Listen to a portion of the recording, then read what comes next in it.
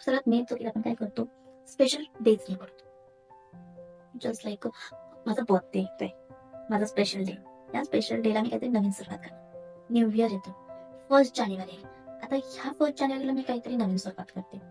किंवा मग इतर गोष्टी पकडायला गेल्या तर दिवाळी आहे, गणपती बाप्पांचं आगमन आहे, महाशिवरात्री आहे. ह्या काही स्पेशल्स आणि मोठे डेज असतात. त्या दिवशी आपण ठरवतो की ह्या दिवसापासून मी मेडिटेशन करायला सुरुवात करेन किंवा सकाळी लवकर उठायला सुरुवात करेन, असे आपण विचार करत. पण हे चुकीचं आहे. ज्या दिवशी आपण स्टार्ट करतो तो स्पेशल डे असतो आणि ज्या दिवशी आपण तो एंड करतो त्या दिवशी स्पेशल डे असतो. आणि यात तर ह्यामध्ये एंड करतो म्हटल्यावरती असं समजू नका की एखादा चॅलेंज घेतला आणि त्याचं एंड केलं किंवा ह्या गोष्टीचं एंड होणार नाही, त्याची बात नाही. तुम्ही जर का आता उठायला लवकर उठायला सुरुवात केली तर तुम्हाला आयुष्यभर लवकर उठायचं. तुम्ही आता हेल्दी खायला सुरुवात केली, आयुष्यभर तुम्हाला हेल्दी खायचं.